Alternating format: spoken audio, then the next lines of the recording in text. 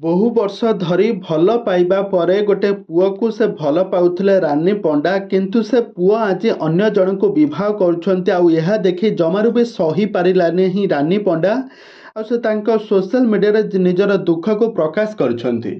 ଆଜି ରାନୀ ପଣ୍ଡା ଆଜି ସୋସିଆଲ ମିଡ଼ିଆରେ କାନ୍ଦି କାନ୍ଦି କହିଛନ୍ତି, ମୁଁ ତତେ କେବେ ବି ଛାଡ଼ିବି ନାହିଁ। ତୁ ମୋ ସହିତ 5 ବର୍ଷ ସମ୍ପର୍କ ରଖିବା ପରେ ମୋତେ ଏମିତି ଛାଡ଼ିକି ଚାଲିଯିବୁ ମୁଁ କେବେ ବି ଭାବିନଥିଲି।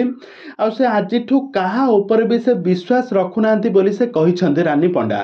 ରାନୀ ପଣ୍ଡାଙ୍କୁ ଆପଣମାନେ ବେଶ ଭଲ ଭାବରେ ଜାଣିଥିବେ। ରାନୀ ପଣ୍ଡାଙ୍କର ବହୁତ ସାରା ଆକ୍ଟିଂ ଏବଂ ବହୁତ ସାରା ଆଇଟମ୍ ଗାର୍ଲ ଭାବରେ ସେ ପରିଚିତ। ବହୁତ ସାରା ଡ୍ୟାନ୍ସ ମଧ୍ୟ ଆପଣମାନେ ତାଙ୍କର ଦେଖିଥିବେ। ତ ରାନୀ ପଣ୍ଡା ହେଉଛନ୍ତି ଜଣେ ଭଲ ଅଭିନେତ୍ରୀ। ସେ ବିବାଦ ଘେରରେ ସବୁବେଳେ ଘେରି ରୁହନ୍ତି।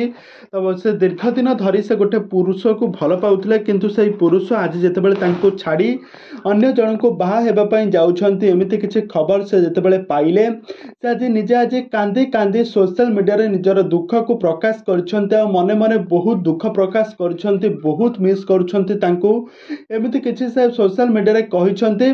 ଆଉ ସେ ଅନ୍ୟମାନଙ୍କୁ ମଧ୍ୟ ତାଙ୍କ ସୋସିଆଲ ମିଡ଼ିଆ ୟୁଜରମାନଙ୍କୁ ଏବଂ ତାଙ୍କର ପ୍ରଶଂସକମାନଙ୍କୁ ସେ କହିଛନ୍ତି କି ଆପଣମାନେ କେବେ ବି କାହାକୁ ଭଲ ପାଇବେ ନାହିଁ। ଏମିତି ଭଲ ପାଇ ଧୋକା ଖାଇଲେ ଆପଣମାନେ ବହୁତ ଡିପ୍ରେସନକୁ ଚାଲିଯିବେ। ଏମିତି କିଛି ବହୁତ ସାରା କଥା କହିଛନ୍ତି ରାନୀ ପଣ୍ଡା। ଦର୍ଶକ ବନ୍ଧୁ, ଆପଣମାନଙ୍କୁ ରାନୀ ପଣ୍ଡା କେମିତି ଲାଗନ୍ତି ଆଉ ତାଙ୍କର ଆକ୍ଟିଂ ଆପଣମାନଙ୍କୁ କେମିତି ଲାଗେ, ଆମକୁ ନିହାତି ଭାବେ କମେଣ୍ଟ ବକ୍ସରେ କମେଣ୍ଟ କରନ୍ତୁ।